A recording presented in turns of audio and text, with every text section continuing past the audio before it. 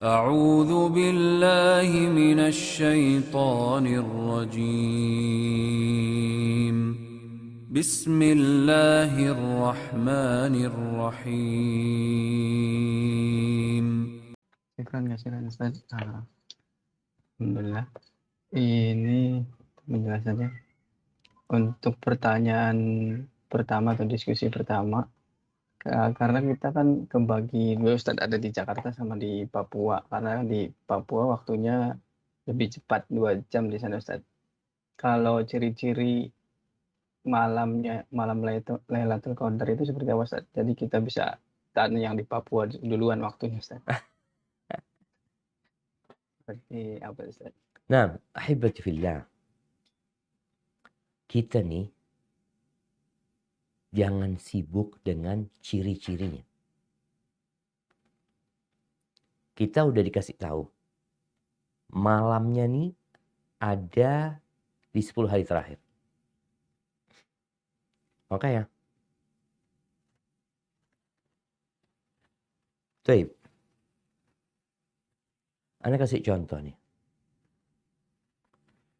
Ini kalau ada 4 amplop. Tuh lihat ada 4 amplop. Lalu dikatakan di salah satu amplop ini ada fulusnya. $100. Antum pilih. Kalau kita pilih salah satu, maka bisa dapat, bisa enggak. Kebetulan. Anak ambil ini, oh ternyata ada. Tapi kalau kita ambil semuanya 4-4-nya, dapat tuh kita $100. Begitu pula dengan Lailatul Qadar. Kalau 10 hari full kita sholat malam, beribadah, dapat kita. Tapi kalau dikatakan tadi, kita coba hari ini. Tanya sama kawan yang di Papua, malamnya duluan. Gimana malam di sana? Malam di sini Masya Allah. Hujan deras kata dia. Aduh gimana di sana hujan deras. Terus tanya sama kawan tempat lain mungkin. Apa Saudi tanya sama Indonesia? Gimana di Indonesia? Jadi jamaah gak seperti itu cara berburu Lailatul Qadar. Tapi caranya adalah dengan fokus beribadah di 10 malam tersebut. Memang ada tanda-tanda. Yang tanda-tanda ini perkiraan. Bagaimana jelas di Al-Quran disebutkan malam itu malam yang penuh dengan ketentraman. Tentram. Makanya kalau kita melihat penjelasan para ulama tentang tanda-tandanya, itu diketahui malamnya penuh dengan kedamaian, kemudian pagi harinya, udah pagi nih, mataharinya itu terbit tanpa menyengat. Para ulama berusaha menjelaskan kenapa seperti itu. Ini sebenarnya tanda alami. Karena malaikat-malaikat yang tercipta dari cahaya. Yang malam itu jumlahnya lebih dari butiran kerikil. Nggak mungkin ketika berangkat ke langit itu langsung sampai enggak. Kan mereka bertahap. Dan fajar terus terbit. Sampai matahari terbit dan malaikat itu naik ke atas. Sehingga mentari itu seakan-akan terhalang dengan makhluk yang namanya malaikat yang tercipta dari cahaya. Jadi cahaya itu tidak menembus secara langsung karena ada cahaya malaikat itu. Itu di antara tandanya. Ada yang mengatakan malamnya itu nggak dingin, nggak panas ya. Yang jelas malamnya itu spesial banget. Apakah kita boleh menceritakan? Anda dapat Lailatul Qadar. Sebagian ulama mengatakan jangan. Kenapa?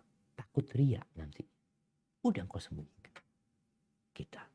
Mudah-mudahan malam ini malam Lailatul Qadar. Tapi bisa jadi kita ini jemaah merasa malam ini tenang, damai. Kayaknya malam ini. Ternyata besoknya, kok lebih damai lagi. Maka sekali lagi jangan sibuk dengan tandanya. Tapi sibukkan diri dengan amalannya di 10 hari tadi. Hadza wallahu a'lam bissawab. Nah. Ya, silakan. Pertanyaan selanjutnya ini di luar tema, Ustaz. Nah. Bismillah, mohon informasi untuk travel umroh Ustadz Syafiq yang jadi pembimbingnya. Mungkin ada yang mau daftar, Ustaz? Ini masih pandemi ya. Tapi orang udah kepingin berangkat umroh ya. Semoga nanti ada travel di Surabaya, ada di Jakarta juga. Di Surabaya ada Bindaud Travel. Di Surabaya ada Ashifa. Nantilah kita kabarin insya Allah. Diikutin perkembangannya bisa di IG kita. Kalau sudah bisa berangkat umroh. Karena tahun lalu nggak berangkat umroh. Disebabkan COVID, kita bersama jamaah itu umroh plus Aqsa. Sampai di Aqsa kita dengar rame masalah COVID ini. Akhirnya kita nggak bisa berangkat ke Mekah, ke Madinah, sehingga kita pulang ke Indonesia. Jadi pada tahun lalu itu ada 100 lebih jamaah yang masih ngutang sama Ana, belum berangkat maksudnya, belum berangkat kembali ke Mekah. Doakan semoga COVID-nya diangkat dan kita bisa bersama-sama berangkat umrah lagi. Hadza wallahu a'lam. Baiklah Ustaz. Silakan ada yang angkat tangan, saya persilakan duluan dengan Pak Zaki Ahmad. Tafadhol. Silakan di unmute mic-nya.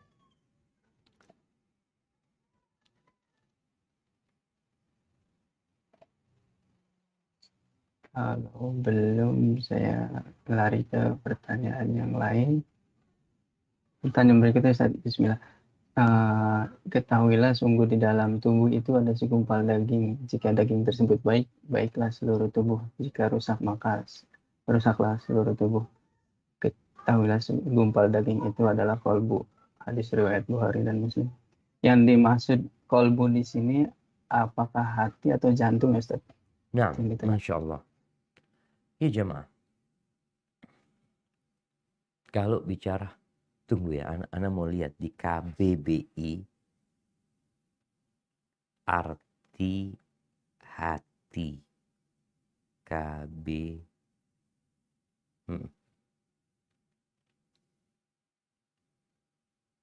Nah, hati di sini ya, satu, hati itu disebut organ badan yang berwarna kemerah-merahan di bagian kanan, atas rongga perut. Baik. Yang kedua, daging dari hati sebagai bahan makanan. Iya. Yang ketiga, jantung.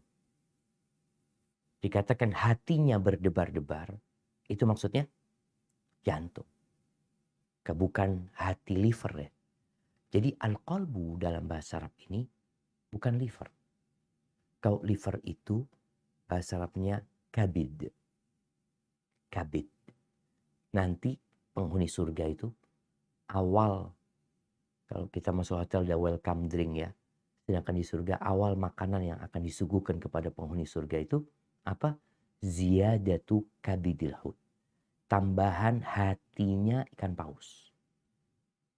Jadi kalau al-qalbu maknanya adalah jantung, yang memang kita tahu dulu ulama kalau kita lihat di beberapa buku dijulus al-qalbu sanubari. Hati sanubari. Sanubar itu buahnya pohon pinus. Bunganya pohon pinus tuh. Dikatakan hati yang seperti itu. Yaitu jantung maksudnya. Dan kita tuh organ yang paling inti di tubuh manusia ya jantung. Nanti kalau jantungnya normal, insya Allah semuanya normal. Tapi jantungnya bermasalah, akhirnya semuanya jadi bermasalah. Hada wallahu a'lam. Nah. Ya, syukur Ustaz. Pertanyaan selanjutnya kayaknya sudah dibahas.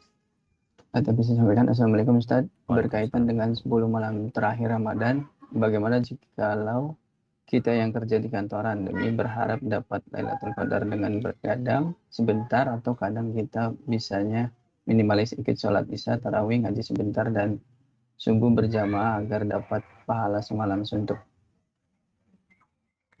Ya jemaah. Alhamdulillah. 10 hari terakhir ini spesial. Jadi kalau bicara kita biasa-biasa aja, kita sholat isya berjamaah, subuh berjamaah, kan udah dapat pahala sholat malam semalam suntuk kan. Nah, tapi bukan berarti engkau sholat semalam suntuk. Enggak. Dapat pahalanya insya Allah. Oleh karena itu Rasul SAW, beliau full di 10 hari terakhir. Terus gimana dengan yang kerja? Ahibati fillah.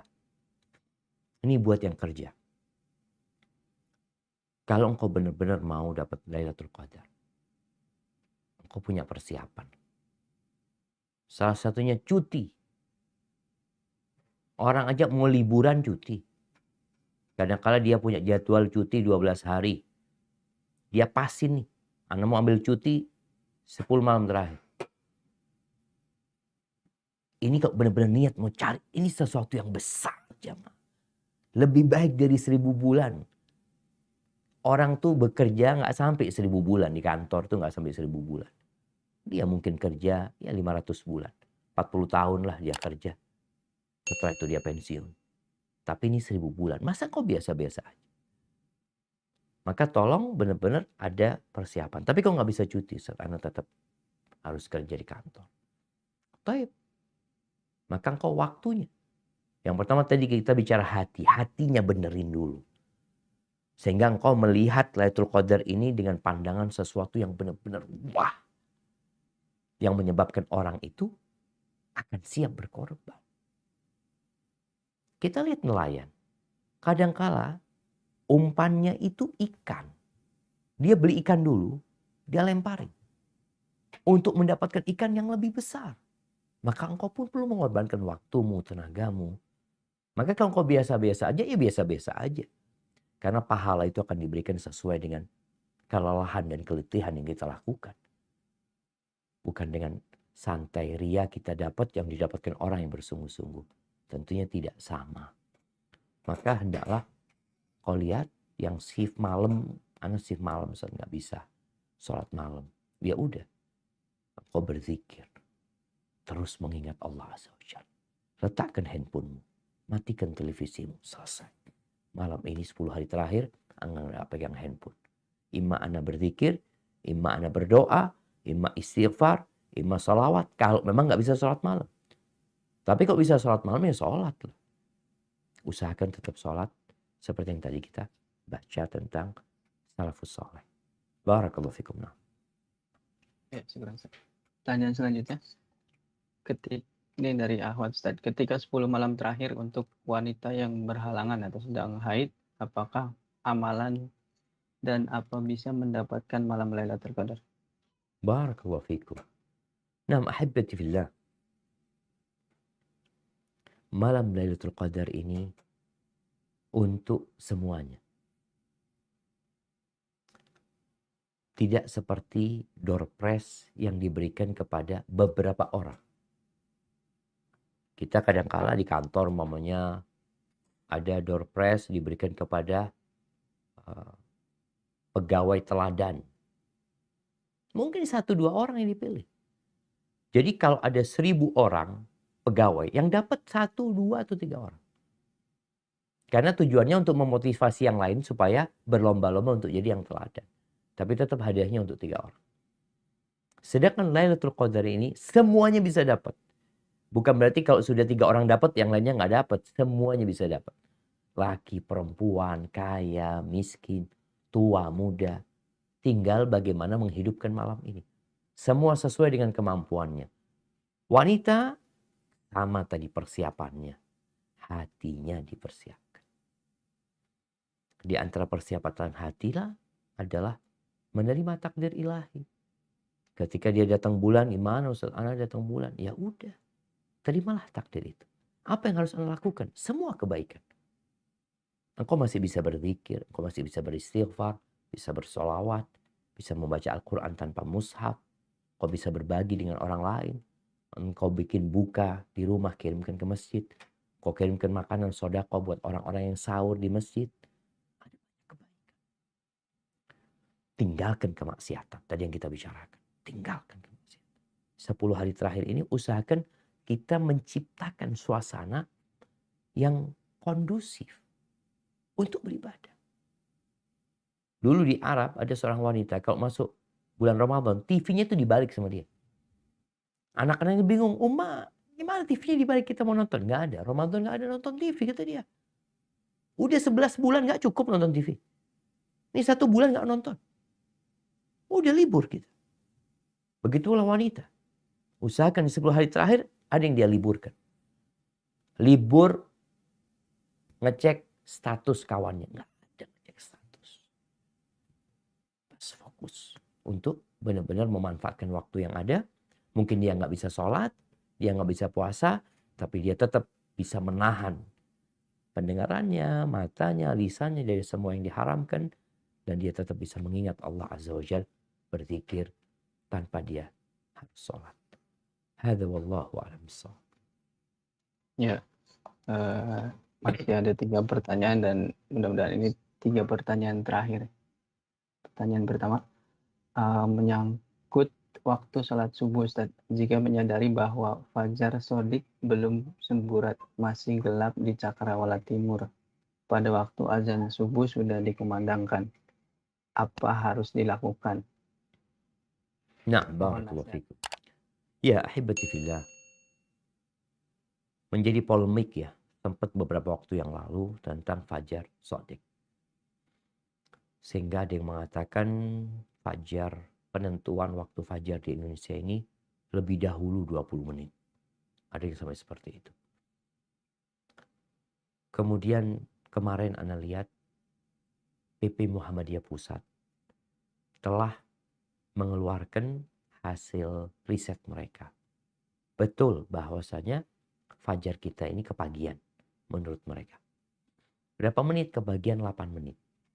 Bukan 20 menit, bukan 20 menit, tapi 8 menit. Sehingga Anda rasa yang tadi merasa memang masih menjadi polemik.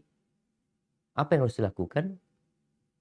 Sahurnya berhenti ketika adzan yang biasa. Udah. Kita berhenti. Gak makan tuh gak apa-apa. Gak makan 5 menit sebelum adzan gak apa-apa. Atau 10 menit sebelum adzan kita gak makan berhenti gak apa-apa gitu loh. Mulai imsak sudah. Kita udah gak makan. Tapi sholatnya itu setelah 8 menit. Sehingga benar-benar ya selamat dari polemik ini. Kita secara puasa yakin kita sah puasa kita. Secara sholat yakin sudah masuk waktu sholat.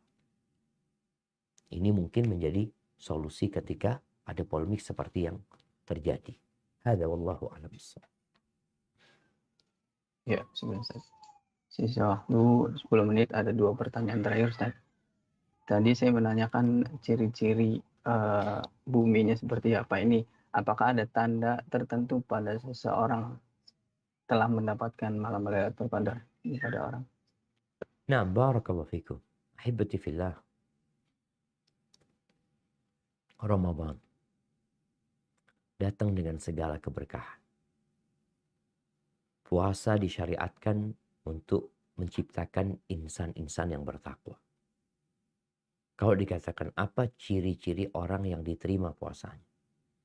Apa ciri orang-orang yang tobatnya diterima?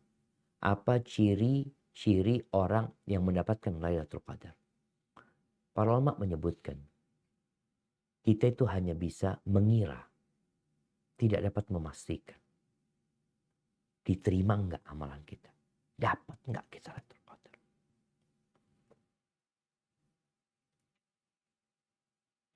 Jadi, kita berusaha untuk bersungguh-sungguh beribadah, memenuhi persyaratan. Para ulama menyebutkan, di antara ciri-ciri yang ya semoga itu menjadi ciri yang benar, yaitu kebaikan setelah kebaikan. Artinya amal soleh itu melahirkan amal soleh. Sehingga kalau engkau mendapatkan Lailatul Qadar, puasamu diterima, di bulan Syawal itu engkau jadi orang yang lebih baik. Lebih menjaga pandangan, lebih menjaga lisannya, lebih menghormatin orang tua, lebih suka dengan amalan-amalan kebajikan, sholat duha, hadir kajian. Hal jazaul ihsan illal ihsan. Itu mungkin di antara ciri orang mendapatkan Lailatul Qadar. Jadi bukan sekedar ciri-ciri fisik. Kadang-kala bicara ciri fisik ini semua orang bisa melihat. Dari sisi umpamanya mataharinya tadi terbit tidak menyengat. Kan orang bisa melihat, orang yang kafir pun dapat melihat. Kalau bicara sesuatu yang memang alami. Malamnya tenang, damai. Ya semua orang yang nggak sholat pun, orang yang nggak puasa pun merasakan hal itu. Allah katakan salamun hiya hatta matla'il fajr. Tapi mendapatkan keutamaan Lailatul Qadar ini untuk siapa? Dapat nggak orang itu keutamaan Lailatul Qadar itu? Kalau semua orang di malam hari itu, ya akan terlewatin. 10 hari itu ada Lailatul Qadarnya gitu. Maka itu tadi antara tanda orang itu semakin baik. Semakin soleh. Semakin takut sama Allah Azza wa Jalla. Yang awalnya makan haram, kemudian dia nggak lagi makan haram. Dia takut yang awalnya mungkin agak durhaka sama orang tuanya, dia memperbaiki diri. Kalau seorang suami yang awalnya kasar sama istrinya, suka mencela istrinya, dia jadi lebih sayang sama istrinya. Dia lebih lembut sama istrinya. Kalau itu seorang istri, ya mungkin dia dulu ya nggak terlalu melayani suaminya. Setelah itu dia jadi sadar bahwa ternyata ada banyak hal yang seharusnya dia lakukan kepada suaminya. Jadi intinya kebaikan melahirkan kebaikan. Sebagaimana dosa melahirkan dosa. Hadza wallahu a'lam bissawab.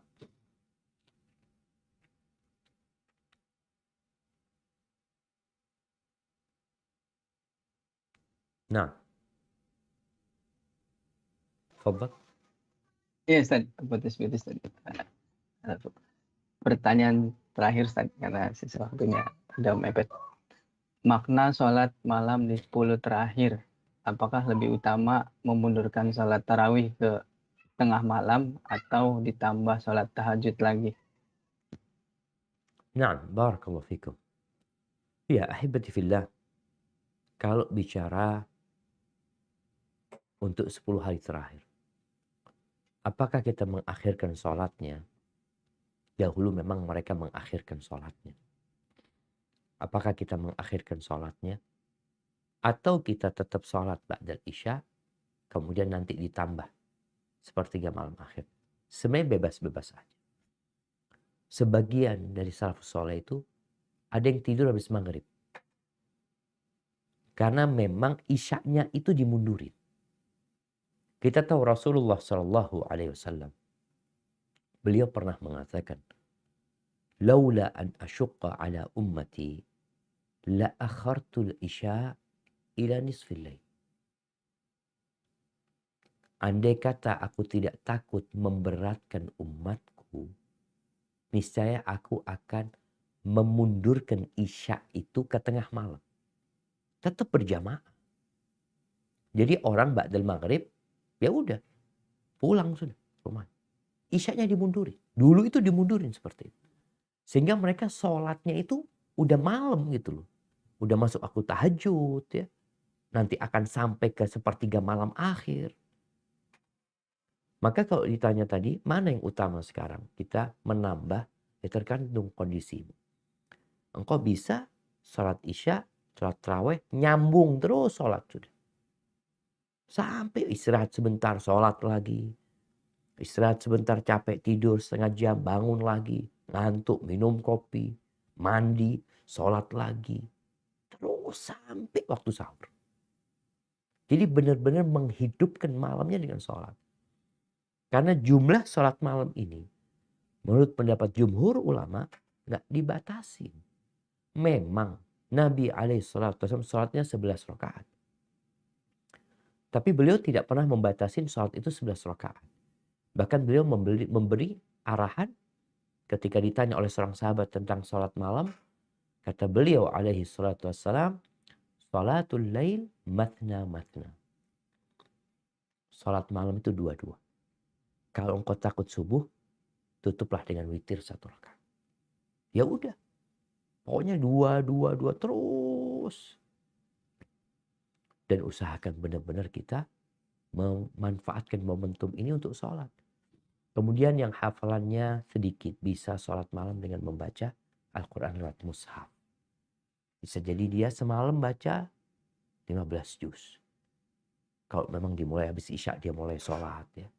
Terus orang sudah sholat witir, maksudnya dia di masjid ikut sholat taraweh karena dia iktikaf umpamanya.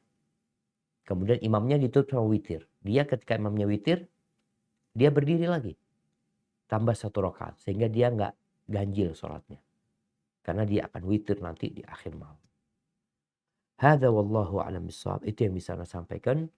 Kurang lebihnya mohon maaf, yang benar dari Allah Azza wa Jalla, yang salah dari diri Anda pribadi.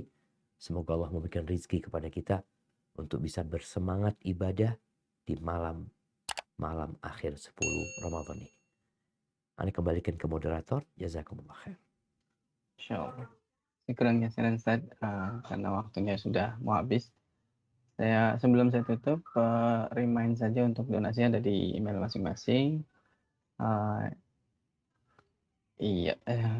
Sebelum ditutup kita bersama-sama baca doa kafaratul majelis. Subhanakallahumma wa bihamdika asyhadu an la ilaha illa anta astaghfiruka wa atubu ilaik.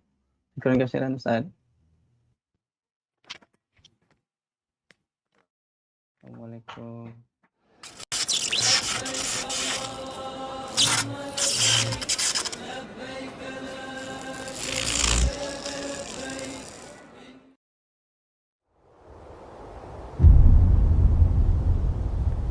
Klik tombol berikut untuk mendapatkan update ilmu yang insya Allah bermanfaat.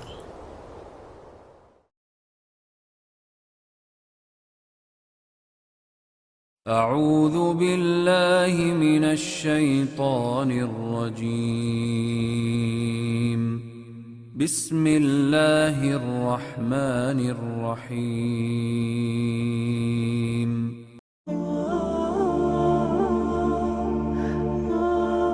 Lalu Ibnu Jauzi berdoa, Allahumma in adzabtani ghadar. Ya Allah, kalau kau besok mengazab aku, jangan kau kasih tahu orang-orang itu. Li'alla yuqal, agar supaya tidak tersebar pembicaraan azaba man da'a ilaih, azaba man dalla ilaih, supaya orang-orang enggak ngomong